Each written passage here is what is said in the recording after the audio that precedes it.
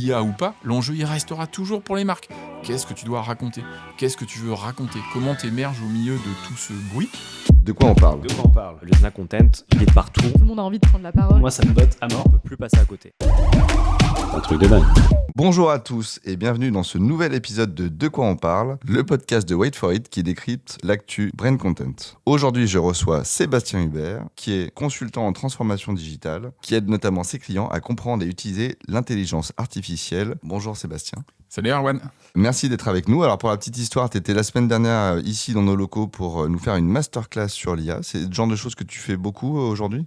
Oui, de plus en plus, il y a une grosse demande des entreprises pour s'acculturer, un point de départ essentiel pour dompter et adopter l'intelligence artificielle. Pour ceux qui ne te connaissent pas, tu viens d'où et à quel moment tu as vraiment basculé dans ce domaine-là ? Moi, j'ai toujours été dans la technologie, depuis même tout petit. J'ai eu mon premier ordi à 10 ans, je fais de la musique électronique, toujours été avec des synthés, des fers à souder, des écrans de partout. Et j'ai toujours travaillé sur intégrer la technologie dans les entreprises. Et puis, l'intelligence artificielle, c'est quelque chose qui me laissait assez de marbre auparavant, parce qu'il y avait beaucoup de promesses, très peu de résultats.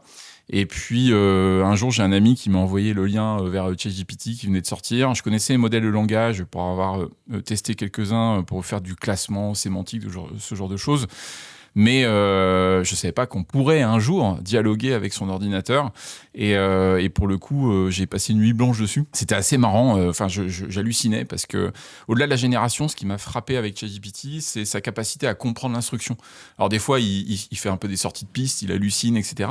Mais il comprenait ce que je lui disais. Et ça m'a vraiment frappé au point d'en perdre au moins une nuit de sommeil. Comment, du coup, ça a intégré rapidement ta vie professionnelle ? Ce jour-là, j'ai découvert qu'on pouvait mettre en œuvre des choses qui étaient improbables auparavant dans les entreprises, puisque le monde de l'informatique, c'est la mise en base de données de notre réalité. Donc, on doit tout décrire dans des colonnes, dans des tables, etc. Ce qui fait que d'ailleurs, on arrive avec des boulots rébarbatifs, puisqu'on passe notre temps dans des Salesforce, dans des fichiers Excel et des choses comme ça, qui sont pas très naturelles pour nous les humains. Et puis là, tout d'un coup, on peut traiter cette donnée qu'on appelle non structurée, c'est-à-dire qu'on peut prendre un contrat, on peut l'analyser, on peut prendre un document de 50 pages, en faire un résumé, en extraire des informations pour alimenter des bases de données. Et là, je me suis dit, waouh, il y a tout un monde qui s'ouvre pour les entreprises, pour améliorer leur processus. On va pouvoir littéralement remplacer des humains dans les entreprises. Alors, mon objectif, pas de remplacer les humains, mais en tout cas, finalement, depuis 30 ans, l'informatique a créé une forme d'organisation très robotique. Et finalement, c'est nous les robots. Et la machine, on était un peu l'esclave de la machine. Et tout d'un coup, la machine se met à notre niveau. Et là, c'est là où ça devient très, très intéressant. Et puis après, sur l'angle de la création, étant musicien, forcément, j'ai commencé à regarder ce qui se passait sur cet angle-là, sur toutes ces générations de musique, depuis un prompt. Je me suis intéressé. Ça m'a permis de glisser des voix chantées dans ma musique qui était purement instrumentale jusqu'ici. Et aujourd'hui, j'ai trois piliers chez UTech. Le premier, c'est Learn. Donc, c'est vraiment tout ce qui est acculturation. Je fais beaucoup de keynotes, beaucoup de conférences. J'ai une partie break qui est tout ce qui est stratégie, détection des cas d'usage. Et une partie Bicom où là, l'idée, c'est de mettre en œuvre. Donc, je fais un petit peu de code. Derrière, on fait des applications avec mes équipes ou des partenaires. Et puis, de plus en plus, j'essaie d'aller vers la conduite du changement. C'est l'accompagnement sur le long terme qui est le plus important. Faire changer le mindset des gens, c'est ce qui est le plus dur. Et je me suis dit, OK, il y a tout un univers. Et n'étant pas graphiste, quand j'ai commencé à faire du Midjourney et autres, je me suis dit, waouh, je peux donner vie quand même à des choses qui étaient dans ma tête. Tout d'un coup, j'ai des outils qui me permettent de m'exprimer. Il y a déjà une évolution entre la manière dont tes clients s'appropriaient l'IA au tout début et aujourd'hui, ou est-ce qu'il y a encore des poches d'entreprises qui sont quand même complètement perdues et qui partent de zéro ? Ouais, en fait, le marché reste encore au tout début. Finalement, il y a peut-être une frénésie au début de tests dans tous les sens. Mais les tests dans tous les sens ne te permettent pas forcément de mesurer ce que tu peux faire avec. Parce qu'on a tendance à trop réfléchir en ce que j'appelle en périmètre constant. C'est-à-dire, en fait, on voit comment on travaille aujourd'hui et on se dit, ah bah tiens, là, je vais mettre un bout d'IA, etc. Alors qu'en fait, l'idée, c'est de recomposer totalement son entreprise autour de l'IA, exactement comme le web. Le web, en fait, quand on a commencé à vendre des produits sur Internet, tout d'un coup, il y a plein de choses qui sont arrivées derrière. Et aujourd'hui, on a une façon de vendre, une façon de créer du trafic, d'emmener les gens vers des tunnels de vente, etc., qui n'ont rien à voir avec un magasin traditionnel. Donc là, on est un peu au début, comme au début du web. Moi, parce que je faisais développer des sites web quand j'ai démarré ma carrière. Au début, j'avais des gens qui arrivaient avec leurs plaquettes et qui me disaient je veux ça en ligne. Et tout d'un coup, on a dû leur expliquer, mais non, c'est un autre média. Et en fait, c'est le média qui crée les contours du contenu et il faut penser votre contenu en fonction du média. Et là, je pense que ça va être pareil avec l'IA. Donc, il y a encore beaucoup de choses à faire dans les entreprises. Je pense qu'on est en train de passer aussi une forme de frénésie, peut-être un peu bullshit, faut être clair aussi. Donc, ça fait du bien. La poussière est en train de retomber. Mais on est quand même soumis à un rythme d'innovation monstrueux. Toutes les semaines, il y a des nouveautés. Tous les mois, les modèles s'améliorent. Dans le monde du coding, c'est hallucinant ce qui est en train de se passer sur la capacité de générer du code de manière massive et plutôt juste. Donc il y a encore tout à faire, mais les entreprises, c'est toujours pareil. Elles aiment plus avoir des solutions clés en main, de jeux plug and play, alors que la technologie, en fait, non, c'est un apprentissage permanent, continu, et c'est ça qui est très difficile pour le monde des boîtes qui ont envie d'acheter un logiciel, alors que l'intelligence artificielle, c'est plus que ça. Comment on arrive à garder un peu de recul justement face à cette frénésie de nouveautés chaque semaine Tout le sujet, c'est de faire des allers-retours entre la nouveauté et ce que tu peux pratiquer. Parce que sinon, tu es soumis à un flot constant et tu produis jamais rien. En fait, tu ne fais que tester en permanence. Tu ne fais que regarder la nouveauté, etc., sans te dire oui, mais là, j'ai besoin de produire, j'ai besoin d'avancer, qu'est-ce que je peux faire ? Si je prends un parallèle, on avait à peu près les mêmes sujets dans le monde de la musique avec les sorties des synthétiseurs, parce que les fabricants de synthétiseurs sortaient forcément une nouveauté par an, et au final, on pouvait vite se retrouver submergé. Et les musiciens le savent très bien, quand ils partent en studio, en fait, ils sélectionnent quelques instruments et disent je vais bosser qu'avec ça. Et en fait, c'est ça aujourd'hui la difficulté, c'est qu'il faut plutôt se limiter au démarrage et se dire, allez, je prends ça, et finalement, de la contrainte naît le génie, comme on dit. Et je pense, par exemple, dans la production vidéo, c'est un peu ça. C'est-à-dire qu'à un moment donné, si tu as choisi un cheval, tu dis, OK, je vais partir avec ça. Allez, là, je vais faire cette prod qu'avec Midjourney, par exemple. Il faut trouver des astuces, peut-être trouver des gens dans les équipes qui, eux, ont peut-être un peu de temps. Alors parfois on court après le temps, mais en tout cas on leur sacralise un peu de temps en disant allez vas-y teste, dis-nous ce que t'en penses, vas-y regarde les nouveautés, comment on peut les intégrer dans la chaîne de production. Mais il faut faire attention à la course à l'armement parce que sinon en fait on est submergé et on n'arrive jamais à utiliser quoi que ce soit. Moi, en tant que dirigeant de Wait For It, tu me conseillerais quoi, sachant que le monde continue de manière traditionnelle, c'est-à-dire que nous, on a beaucoup de clients qui ne nous demandent rien spécifiquement avec l'IA. Est-ce que ça veut dire que moi, en tant que dirigeant, malgré tout, je dois penser l'avenir et dire à chacun de mes collaborateurs, vous prenez une journée par semaine ou X heures par mois pour développer. Je trouve que c'est pas évident comme démarche parce que nos clients nous attendent sur de la prod classique, sur de la création de contenu, sur de la stratégie, mais pas forcément sur l'IA. Donc, ce serait quoi ton conseil Le conseil, c'est surtout de ne pas avoir d'a priori sur la techno. On est obligé de la tester, on est obligé de passer du temps, on est obligé de perdre du temps finalement pour en gagner. Parfois, on en perd beaucoup, il sort rien, et puis tout d'un coup, il y a une pépite. Et l'idée, c'est aussi de mettre en commun ça. Ce qui marche assez bien dans les entreprises, c'est de créer des formes de communauté. Il y a même des boîtes qui proposent des cafés IA, donc tous les 15 jours, on se voit une demi-heure, puis on essaie de partager. La difficulté derrière tout ça, c'est que partager dans une entreprise, mettre en commun, c'est du management, c'est une façon de travailler et c'est pas forcément très évident pour la plupart de nous tous. En fait, lorsqu'on découvre des trucs, partager spontanément, faire de la pédagogie. J'ai envie de dire, quand on a craqué le code soi-même, est-ce qu'on a envie de le partager avec les autres ? Enfin, je dis ça en rigolant, mais des fois, on peut avoir un peu ça. On peut avoir, ouais, mais c'est mon job, j'ai pas envie de trop d'expliquer que là, j'ai utilisé ChatGPT, que j'ai trouvé un agent, que dans Midjourney, il y a cette nouvelle fonction, etc. Et en fait, il faut trouver un système de mise en commun de cette information. Alors, il y a des astuces dans vos domaines. Ça peut être, 24 heures de hackathon, on craque une marque. Et on a 24 heures pour sortir un truc et on y va, mais délire total. Et on regarde ce qui sort en fait pour voir. Parce que l'IA en fait est un nouveau territoire d'expression. Je trouve que l'IA permet de générer des choses qui sont irréalistes, irréelles. Moi, j'attends de voir d'ailleurs la première campagne pub qui utilise à fond les artefacts de l'IA.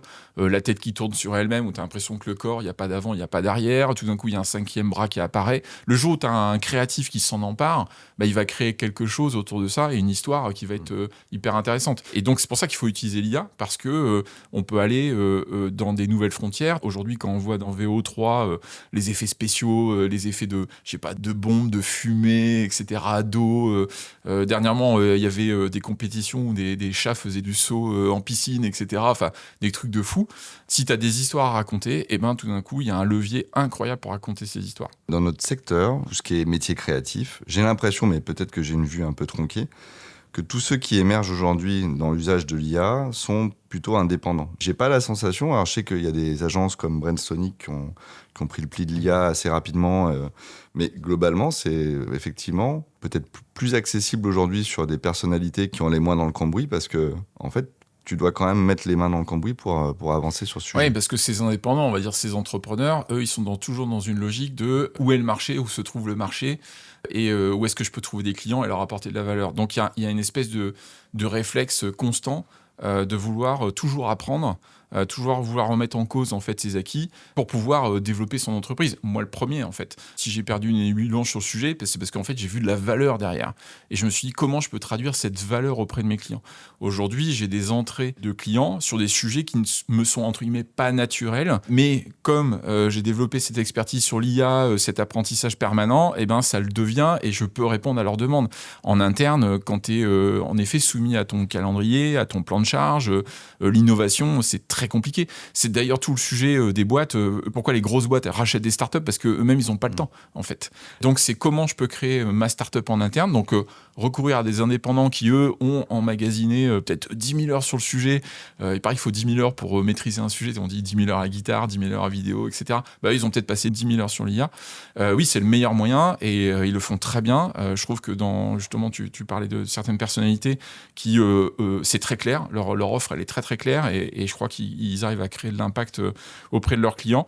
Donc, c'est le meilleur moyen d'ailleurs de commencer. C'est justement de faire entrer cette graine extérieure dans l'entreprise. Mais après, il faut réussir à le traduire au quotidien, à créer l'envie dans les équipes et que ça devienne un réflexe aussi sans attendre forcément ce regard extérieur qui vient créer la disruption finalement. Mais on a besoin que ça rentre en fait dans ta culture et dans le mindset de ton agence, quoi. Finalement, l'IA agit un peu comme une voiture versus la marche à pied et le risque, c'est qu'on prenne de l'embonpoint et que ce soit compliqué après de faire fonctionner nos cerveaux. Et du coup, voilà, se pose la question, c'est comment tu l'utilises au quotidien pour en tirer parti, mais sans que ça te pose des problèmes dans le futur. Toi, tu vois, comment tu... Ouais, il y a toujours un risque avec la technologie. Aujourd'hui, on voit bien, par exemple, tu parlais de voiture, on est esclave de nos GPS. On n'a pas forcément, on n'a peut-être plus le sens commun de je vais sortir là, je vais passer par là, et lire une carte, c'est quand même très très utile pour éviter quand même des erreurs sur la route. Donc voilà, il y a toujours ce sujet-là. Après, le risque qu'on a, c'est toujours le même, c'est de plus avoir conscience de pourquoi on l'utilise. Les moteurs comme ChatGPT ou Claude, c'est quand même des outils pour apprendre qui sont exceptionnels. Tu peux apprendre sur tout et n'importe quoi. Mais c'est vrai que l'humain est feignant et donc il a tendance à vouloir couper les virages et aller au plus vite à la réponse. Donc si on ne prend pas le temps d'intégrer cette réponse, de la faire sienne, évidemment, on s'appauvrit intellectuellement. Et en effet, ces études, elles démontrent ça. Elles disent, oui, c'est normal, en fait, si tu confies ton cerveau à la machine et que tu t'y réfléchis plus, ton cerveau, il diminue. Mais c'est exactement un petit peu... moi, j'aime bien cette image de le tracteur, il a vidé les champs, mais il a rempli les salles de sport. Ah oui, parce que finalement, avant, nous, êtres humains, on est quand même des athlètes, parce qu'on vivait dans la nature, dans la savane, etc. D'ailleurs, c'est ce qui nous distingue des animaux, c'est qu'on les chassait par épuisement, en fait. Et c'est pour ça qu'on est des marathoniens. C'est notre caractéristique. Donc, le fait d'avoir abandonné tous ces travaux manuels pénibles, forcément, à un moment donné, nos corps ont un peu changé et surtout, on a besoin de ces travaux-là. Parce que ça fait du bien de faire une activité physique. Donc, on était en salle de sport. J'ai envie de dire, peut-être que dans 20 ans ou 30 ans, nos enfants iront dans des salles de sport cérébrales parce qu'ils auront besoin de ça. Mais c'est peut-être ce qu'on vit aussi avec le jeu vidéo. Par exemple, le jeu vidéo, les jeux tactiques, etc. C'est une façon quand même de développer son cerveau, développer des capacités cognitives. Donc, peut-être qu'on aura des machines qui feront tout le sale boulot ou des boulots très intéressants cognitivement. Et nous, on ira chercher autre chose. Mais évidemment, on a toujours peur de ça. On a toujours peur que nos enfants soient bêtes, qui ne sachent plus rien, qui s'abrutissent devant les shorts YouTube, etc. C'est évident qu'on a peur de ça face à une nouvelle techno. Il va falloir l'accompagner. En tout cas, ce qui est sûr, c'est que c'est toujours pareil. Quand tu coupes les virages, tu prends un peu de sable, tes pneus, ils sont pas très propres, et tu loupes ton freinage plus loin, quoi. Donc, si à chaque fois tu penses accélération, à un moment donné, tu vas partir dans le décor. Donc, faire très attention à ça. C'est vrai qu'avec ChatGPT, on peut accélérer tout. On peut accélérer la cadence, la production, les écrits, sortir des tonnes de rapports dans tous les sens. Mais nous, êtres humains, de toute façon, on a une capacité cognitive qui est ce qu'elle est. Je crois qu'on a une capacité de concentration, tu vois, de maximum de 2 heures par jour. Ouais. Donc, sur 7 heures de boulot, de toute façon, il y a que 2 heures par jour où on est vraiment, notre cerveau, il est à fond. Et puis après, entre guillemets, on peut être en mode automatique à traiter des choses administratives, etc. Donc, il y a tout à construire. Il y a un danger, mais il faut... Enfin voilà, je pense qu'il faut avoir conscience de ça, en fait. 2 heures par jour, je comprends mieux la productivité de mes équipes. Tu sens que tu peux pas ne pas utiliser les outils, mais se pose vraiment la question comment tu vas les utiliser mieux que les autres, quoi. Ouais, mais ça, c'est... on en revient toujours au même, c'est qu'est-ce que tu veux raconter. Pour la petite histoire, donc moi j'ai un fils de 12 ans qui est gamer, donc il joue à Brawl Stars, Fortnite et tout. Donc évidemment, lui, qu'est-ce qu'il veut faire ? Il veut créer sa chaîne YouTube, créer sa chaîne WhatsApp, et donc on lui dit ok, allez, vas-y, lance-toi. Et ce qui est génial pour lui, c'est qu'il arrive dans un monde où à 12 ans, il a pris 4 cups, un truc comme ça, voilà. Et il a fait son petit montage, son petit edit. Il a déjà des termes en plus de vidéos. C'est très drôle, parce qu'il dit à ses copains alors, comment vous notez mon edit ? C'est combien sur une note de 1 à 10 et tout. Et sa vidéo, elle raconte quelque chose. Et à chaque fois, moi, je le challenge en disant mais qu'est-ce que tu veux raconter, en fait ? Si c'est pour te noyer dans la masse, faire comme tout le monde, ok, peut-être ton contenu est de qualité, au sens, tu vois, il respecte certaines normes, le montage, la rapidité, la musique qui va bien, etc. Mais en fait, tu veux raconter quoi ? Qu'est-ce qui te plaît là-dedans ? Qu'est-ce qui est différent ? C'est quoi finalement ton discours ? L'autre jour, j'ai croisé un directeur de marque d'une grande marque française et qui m'a dit moi, l'IA, c'est très bien et formidable, mais en fait, je demande à rencontrer le DA, en fait. Limite, moi, ce qui m'intéresse maintenant, c'est d'aller manger avec le DA et qu'il me raconte sa vie. Et en fonction de ce qu'il va me raconter, je vais dire, ok, j'ai envie de bosser avec lui ou pas. Parce que lui, il va t'apporter un regard un peu différent, etc. Et on va dire peut-être que les étudiants, qu'est-ce qui leur manque peut-être, hein, c'est un peu de cuir, un peu de culture. Parce qu'en fait, l'IA va jamais remplacer la culture générale. Elle va jamais remplacer le fait que la création, c'est quoi ? C'est associer 2 idées. Parce que moi, je crois pas à l'idée absolue qui émerge, etc. En fait, on est dans un monde de remix permanent. C'est associer 2 idées qui n'ont rien à voir et créer une nouvelle idée. C'est un peu ce qui s'est passé sur la folie des starter packs avec ChatGPT, on pouvait créer. Mais après, ça n'est que de la copie. Et même, c'était même de la copie qui ne racontait plus rien. C'est-à-dire que tout le monde faisait son starter pack, mais finalement, même au pire, elle racontait quoi, cette histoire que finalement, on peut te mettre dans une boîte et on peut mettre cette boîte dans un rayon d'un magasin, quoi. C'est même horrible à la fin, finalement, cette histoire, tu vois. Et ça, pour nos amis étudiants, pour les agences, on en revient toujours au même en disant mais qu'est-ce que tu amènes de différent, de singulier ? Quelle est ta capacité à faire émerger un discours différent par rapport aux autres ? Tu utilises comment ces outils aujourd'hui ? Tu fais, quand tu veux développer une idée, tu t'écris peut-être à la main, ou est-ce que tu te forces à réfléchir d'abord from scratch, ensuite tu challenges avec, je sais pas, GPT ou Claude ? Comment ensuite tu traduis ce qui renvoie ? Enfin voilà, comment tu itères ? C'est quoi ta méthode ? Ouais, alors déjà, c'est une méthode de dialogue.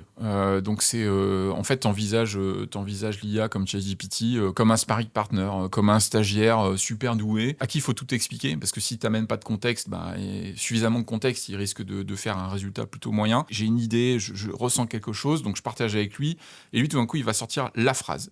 Je vais partir de cette phrase-là et je vais recommencer en fait un chat autour de cette phrase en disant « Ok, maintenant j'ai besoin de décliner cette idée, de travailler cette idée, de travailler sous tous les angles. » Parfois, je crée mon propre texte et puis je la soumets à l'IA en disant, par exemple sur mes posts LinkedIn, en disant « Ok, alors tu te mets dans la peau de mon audience. Est-ce que je vais pas trop loin ? Est-ce que c'est pas caricatural ? Est-ce que je fais pas du clickbait ? Est-ce que je me fais pas plaisir là ? Tout simplement. Parce que des fois, il y a un côté très égocentrique de LinkedIn où on se dit « Je vais dire ça et tout et qui te fait plaisir mais qui apporte rien finalement à ta communauté ou pour ton business. » Et donc, j'utilise vraiment en élément de recul, de réécriture, mais jamais de manière brute, en fait. La manière brute, notamment dès que tu le positionnes sur un post LinkedIn, il a tendance à faire un formalisme, il te met des emojis, il te met des bullet points, il te met des majuscules, etc. C'est pas la façon dont j'écris. Moi, j'aime pas ça. J'aime pas terminer mon post par une question, parce que, oui, alors l'algorithme de LinkedIn, il aime bien les questions, parce que normalement, les questions, elles engagent, etc. Mais moi, j'aime pas ça. Donc, je fais de la curation sans arrêt avec lui. Ne pas l'utiliser pour générer, mais pour travailler sur son contenu. C'est une façon de monter son niveau de jeu, parce que tout d'un coup, on a un coach, en fait. Faut-il lui demander de jouer le rôle de coach ? Aujourd'hui, tu te sens vraiment plus fort, notamment sur ta ligne éditoriale. Tu as vu une amélioration par rapport à ce que tu faisais sans aide ? Ce que j'aime bien avec l'IA, c'est qu'elle m'a permis de mieux mettre en scène les idées, de challenger. En fait, l'IA, elle connaît énormément de choses. Elle a lu tous les bouquins aussi sur comment prendre la parole en public, comment raconter une histoire, etc. Par exemple, elle a lu Start With Why de Simon Sinek. Si tu lui dis, voilà, je veux travailler mon discours avec ça, elle va te le sortir. Tous ces frameworks de pensée, de storytelling, elle les connaît par cœur. Donc, c'est ça qui est très intéressant. Et moi, oui, clairement, j'ai monté mon niveau de jeu. Et ça me permet d'être plus fort dans comment comment raconter cet univers totalement abstrait, totalement éloigné aussi d'une certaine réalité dans les entreprises, comment raconter des histoires autour, comment trouver les mots déclics pour développer de la valeur avec mes clients, etc. Donc oui, ça m'a clairement aidé à monter le niveau de jeu. La question que pas mal se pose, c'est est-ce que j'ai des choses à faire structurellement? On parlait d'agents IA, est-ce qu'on les intègre? Comment on intègre? En fait, c'est dès que tu as une notion un peu de framework, c'est-à-dire de méthodologie interne que tu as mis au point, bah oui, en fait, l'IA, comme elle traite des mots, elle traite du sens, on est capable de la dérouler autour d'un agent. Donc ça permet de solidifier une pratique. Par exemple, si on dit pour tel client, je travaille dans tel univers sémantique, je travaille de telle façon, mes messages doivent être calibrés comme ça, etc. Bah, finalement, tu peux mettre en équation ce brief au sein d'un agent pour pouvoir le faire travailler à la demande. L'exemple, c'est typiquement dans les agences de marketing et de conseil. On fait toujours des axes d'analyse pour positionner des marques et des choses comme ça. Bon, bah là, l'IA, tu lui donnes des insights et elle est capable de sortir 20 quadrants et tu essaies de trouver celui qui raconte le mieux l'histoire où tu veux positionner une marque. Voilà. Donc, ça permet quand même d'aller plus vite là-dessus si tant est que tu as une méthodologie. Mais si tu n'as pas de méthodologie, en fait, si tu n'as pas structuré ton entreprise avec des frameworks, une façon de dérouler un projet, etc., bah, tu es à nouveau face à la page blanche. Alors, l'IA peut t'aider peut-être justement à créer un framework. On a toujours tendance à regarder le futur dans le rétroviseur, donc à partir de choses qu'on connaît. Moi, il y a un marketeur que j'aime beaucoup qui s'appelle Seth Godin, qui avait écrit un bouquin qui s'appelle Tribes. Donc, il y a 20 ans, il avait vraiment dit, voilà, on fait tous partie de tribus, de plusieurs même parfois tribus. Et finalement, on voit bien que les audiences, elles sont en train de se fragmenter. On avait avant une télé, quelques chaînes, c'était massif. Alors qu'aujourd'hui, en fait, si tu regardes, moi, je suis très surpris sur YouTube. Tu as énormément de YouTubeurs qui ont 1 million d'abonnés. Et donc, eux-mêmes sont des créateurs de contenu pour des niches. Et en fait, l'IA, qu'est-ce qu'elle pourrait... on pourrait imaginer avec l'IA, c'est que ça te permet d'adresser de plus en plus ces tribus de manière encore plus fine et même de créer un lien marque-consommateur encore plus fort. Aujourd'hui, il y a des tentatives de génération de monde en temps réel. C'est-à-dire que quand tu te déplaces à la souris, le monde n'existe pas et la frame suivante, elle est générée à la volée. Donc on pourrait même imaginer que demain, des marques établissent en fait un champ de marque, une plateforme de marque, et peut-être que la vidéo qu'on verra, elle sera générée dans l'instant pour nous parler à nous-mêmes, à toi-même, à toi tout seul, en fonction de règles. Et c'est l'IA qui va créer cet environnement. Donc, tu vois, si on déroule, on peut aller très loin parce qu'on voit bien ce côté de mass média et maintenant personnalisé, et maintenant ultra personnalisé, et qui a été qui a été pensé d'un point de vue direction artistique, mais qui est peut-être généré à la volée, quoi. Voilà. On pourrait peut-être partir sur ce genre de choses à terme. Est-ce que chaque intelligence artificielle a son propre style et qu'est-ce que ça permet de faire aujourd'hui? ChatGPT a une façon de dessiner. On le voit beaucoup sur LinkedIn. Il y a plein de gens qui utilisent du dessin, etc. Et on voit bien que ça y est, l'œil est en train de s'habituer et on perd la nouveauté. Donc en effet, il y a un gros challenge pour les agences comme les tiennes d'apporter toujours une direction artistique différente et pas tomber dans la caricature du style de l'IA, mais du style brut. Et c'est ça par contre qui est magique avec l'IA, c'est que si tu arrives à travailler ton prompt, la façon dont tu vas amener les choses, tu vas créer quelque chose de différent. La composition photo, c'est un métier. La notion de la théorie de la lumière, la prise de lumière, etc. Et ça, si tu n'arrives pas bien à l'exprimer dans ton prompt, tu l'omets. Et donc, on est plein à le faire, à ne pas rentrer dans ce niveau de détail. Donc, on est plein à générer le même type d'image. C'est pour ça que ça peut être compliqué aussi pour certains studios de création. C'est que tu crées avec des mots. Mais je sais pas, un monteur, un graphiste, quand il dessine, etc., il met pas en mots le dessin qu'il veut sortir. Et c'est pour ça que tout d'un coup, tu as plein de créateurs qui arrivent, parce que eux, ils étaient bloqués par la capacité de création, mais eux, ils savaient écrire. Ça augmente en fait le nombre de créateurs potentiels, en fait, l'IA. Mais le nombre de créations qui vont sortir du lot, non, en fait, on est tous sur la même ligne de départ. Il faut encore remporter la bataille de mon contenu, il est meilleur que le tien. L'art de prompter, c'était clé au départ. Et de ce que j'entends à droite à gauche, la projection, c'est qu'à très court terme, 9-18 mois, il n'y aura plus d'art de prompter à proprement parler. Donc ça veut dire quoi? Que tous ceux qui ont investi du temps pour trouver leur bon prompt, ils ont perdu du temps? Ou est-ce que ils ont quand même toujours ce temps d'avance par la pratique? Quelle est ta vision là-dessus? La technologie va toujours vers des niveaux d'abstraction les plus élevés. Je vais revenir à mon univers de la musique. Les premiers synthétiseurs, c'était des synthétiseurs dits modulaires. C'est-à-dire qu'en fait, il fallait patcher, il fallait brancher l'oscillateur sur le filtre, etc. Donc on passait un peu de temps à composer. Donc il fallait être un peu technicien du son. Et puis d'un coup, il y a des gars qui ont dit on va arrêter les patchs, on va sortir un truc, tout est en bouton. C'est le fameux Mini Moog qui est sorti où tout était intégré, simple, etc. et qui a eu un succès phénoménal parce que tout d'un coup, le mec qui faisait la musique pop, il s'y met, il crée 3 trucs, boum, c'est parti. Il se posait pas les questions d'électronicien. Et puis d'un coup, tu as les synthés numériques qui sont arrivés. Alors là, c'est carrément, tu appuies sur les boutons, tu as les sons qui sont là et compagnie. Et en fait, si tu veux, ce niveau d'abstraction technologique, il a toujours eu lieu. Et je crois que c'est exactement ce qui est en train de se passer sur l'IA. Je pense que dans le futur, c'est l'IA qui va nous prompter. C'est-à-dire l'IA, elle va nous dire, ouais, mais en fait, tu veux faire quoi? Et on le voit déjà dans les fonctions de Deep Search. Quand tu dis, voilà, je voudrais faire une étude sur ci ou ça. Comme elle dit, ouais, mais c'est trop large ce que tu me demandes. Donc, elle te pose des questions en disant, mais du coup, tu veux une étude pour faire quoi? Pour faire ci, pour faire ça. Donc, on pourrait imaginer que demain, dans vos outils de production, tout d'un coup, c'est l'IA qui dit, OK, alors tu veux travailler tel prod, mais tu vas aller dans quel sens artistique? OK, je te prépare comment, etc. Et je pense qu'il y aura cette inversion. Et d'ailleurs, aujourd'hui, pas plus tard, tu vois, cette semaine, j'ai vu sur X, où vraiment la communauté sur IA, si tu veux suivre l'IA, c'est sur X, voilà, c'est sur Twitter. C'est vraiment là où ça sort et il y a beaucoup de débats très intéressants. Il y a des ingénieurs qui disaient le prompt engineering est mort et en fait ce qui est en train de venir c'est le context engineering, c'est-à-dire la capacité à amener tout le contexte nécessaire pour que l'IA travaille en fait. Donc moi ce que je crois c'est que dans nos métiers on peut pas faire l'impasse d'apprendre. De toute façon, on ne peut pas faire l'impasse d'apprendre le prompt, etc. Ah merde, il va falloir bosser. Quoi. Ouais. Pourquoi? Mais parce qu'en fait, ça te mentalise, en fait. Tu comprends ce qui se passe. Tu n'es pas en autopilote. Aujourd'hui, par exemple, un des grands drames, on va dire, de la société moderne, c'est que tous les objets technologiques ne nous parlent plus. Nos grands-parents, quand la voiture elle s'arrêtait et qu'il y avait un problème, ils ouvraient le capot, ils comprenaient ce qu'il y a dedans. Aujourd'hui, tu t'arrêtes, ouvres le capot et tu fais genre tu comprends ce qu'il y a dedans, quoi. Alors, en fait, non.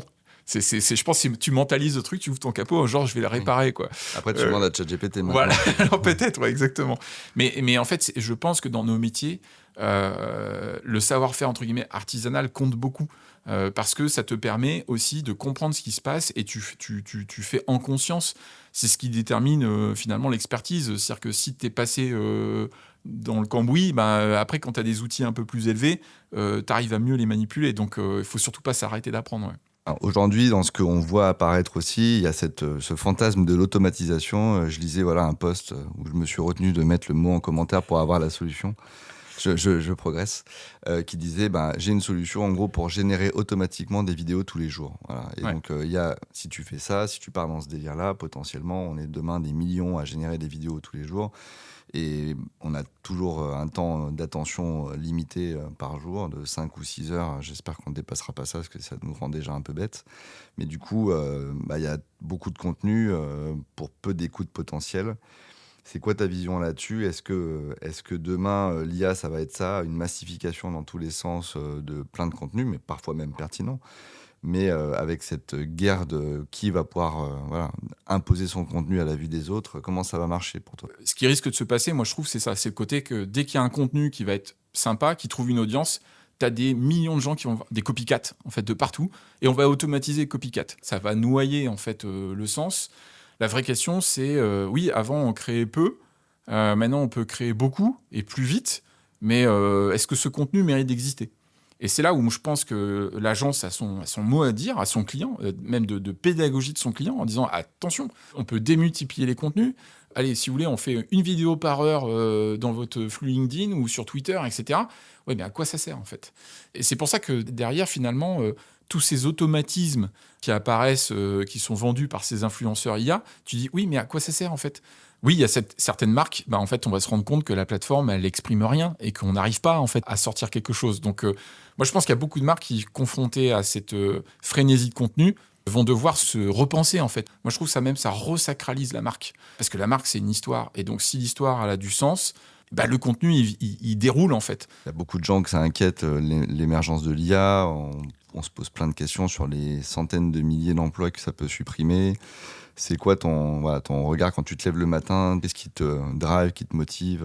Une technologie réussie, ça ressemble à de la magie, en fait. Et ça reste magique. À chaque fois que je pose une question à ChatGPT, il me répond, je fais, waouh, quand même, c'est quand même fort, quoi. Et sur tous les sujets. Donc c'est pour ça que je suis enthousiaste, parce que naturellement, je trouve qu'on peut faire des nouvelles choses et aller très loin sur plein de choses. C'est pour ça qu'il ne faut pas en avoir peur, dans la mesure où c'est nous, encore qui pilotons en fait l'IA. C'est à nous de donner le sens, c'est à nous de donner la direction, parce que sinon, bah oui, on va devenir des esclaves, on va être les robots.